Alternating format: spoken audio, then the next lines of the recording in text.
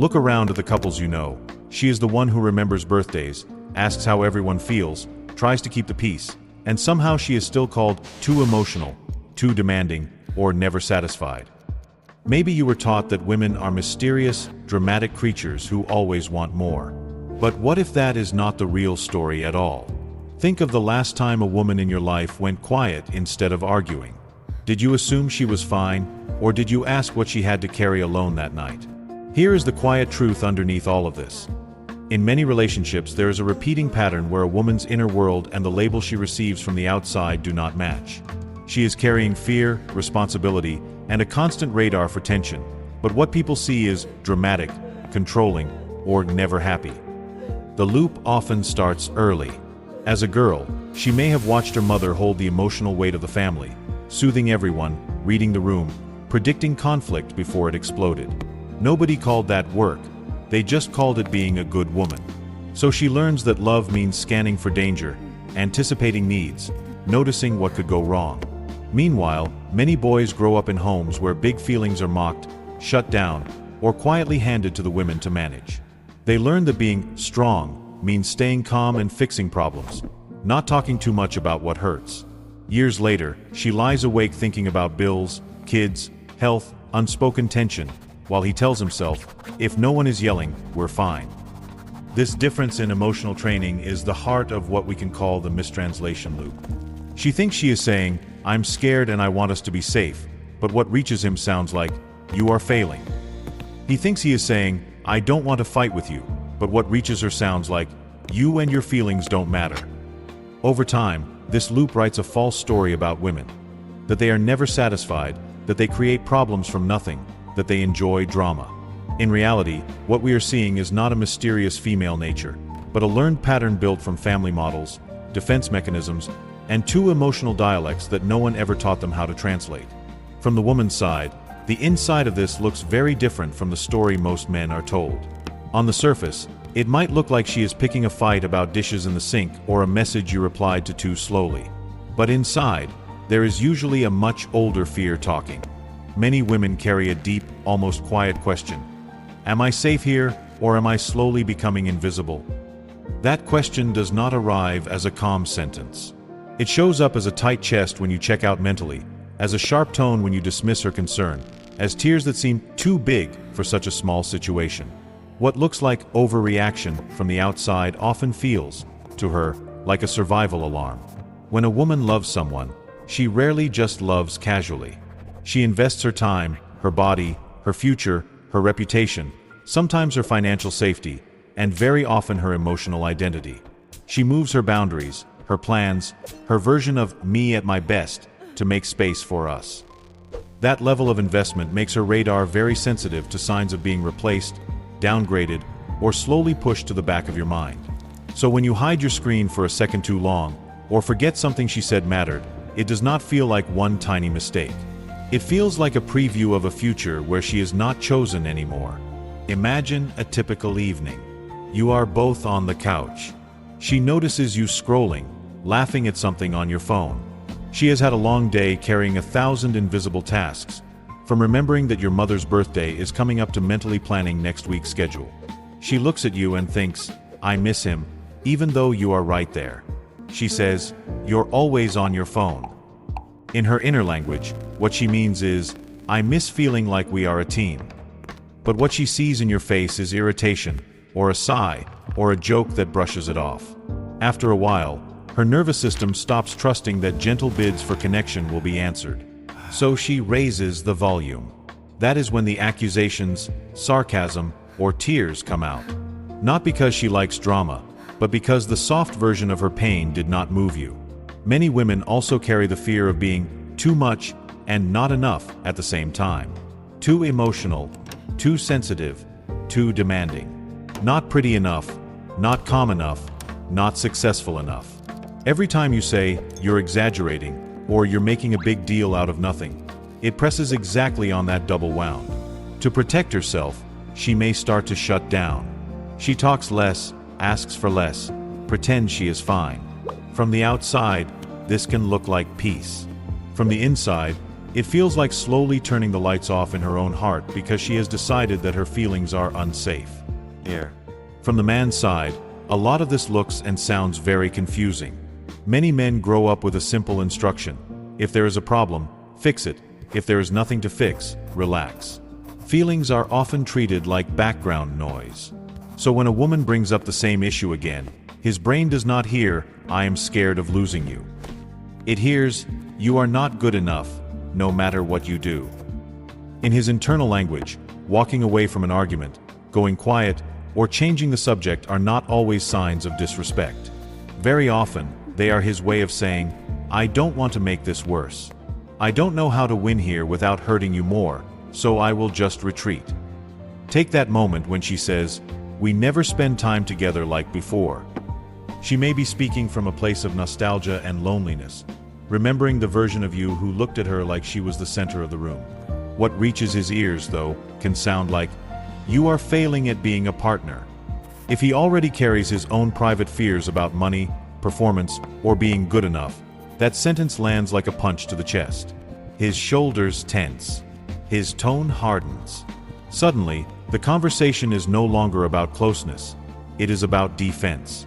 To protect himself, he might joke, rationalize, or list all the things he did that week. In his mind, he is offering evidence. "Look, I am trying." In her mind, he is avoiding the real issue. "He doesn't care how I feel."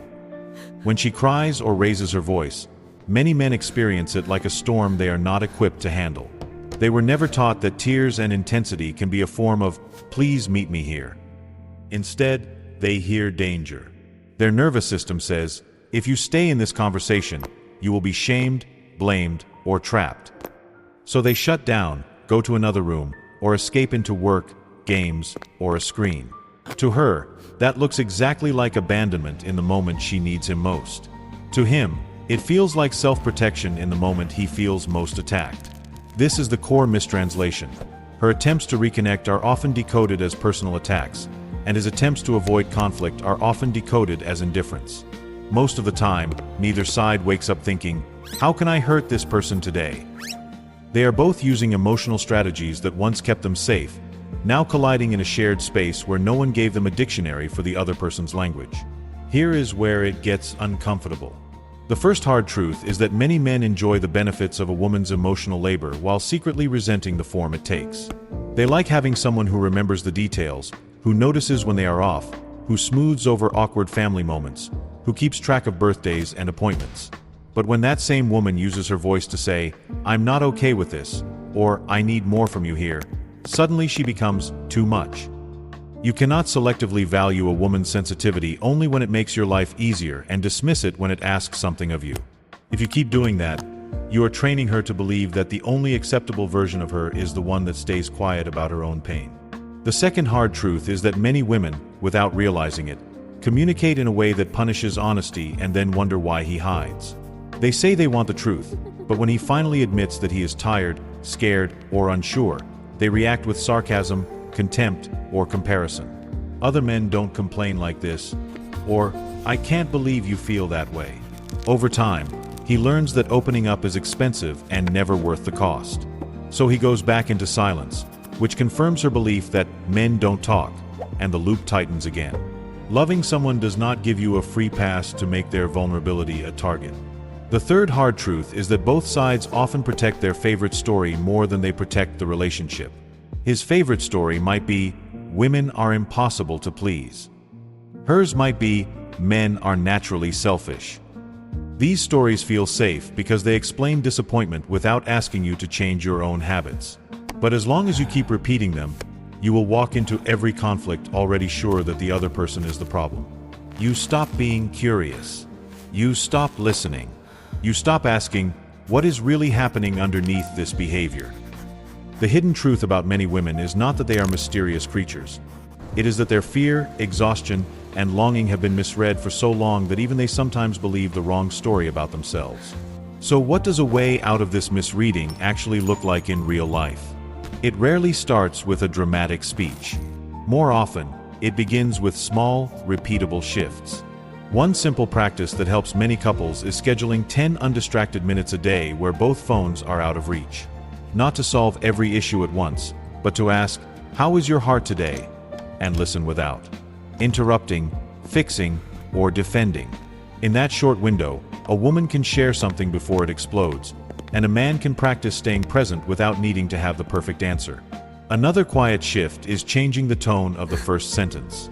Instead of, "You never listen," she can try, "This is important to me, can you stay with me for a minute?" Instead of, "You're too emotional," he can say, "I'm starting to feel overwhelmed, but I want to understand you." These small changes keep the door open. They turn conflict from a courtroom, where both sides try to win the argument, into a shared table, where the goal is to understand what the problem is doing to both of them, not who is the villain.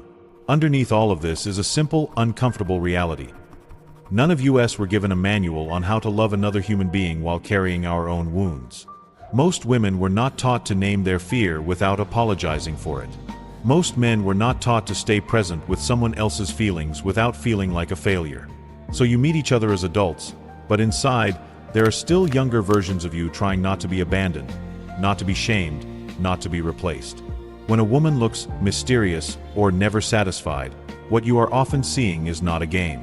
You are seeing an old part of her asking, "If I stop trying so hard, will anyone stay?"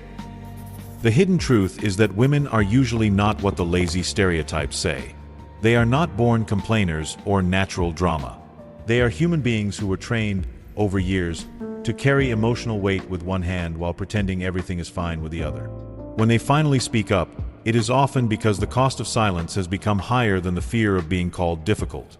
Listening to that moment with respect is not weakness. It is how you protect the relationship you say you value. None of this means you should stay in a connection that repeatedly crushes your sense of self, ignores your boundaries, or turns love into a weapon. There are relationships that are not just misunderstood, they are harmful. In those cases, the most loving thing you can do for both of you is to step away and choose safety. But in many other cases, what looks broken is actually two tired people speaking different emotional languages, both secretly hoping the other will finally understand.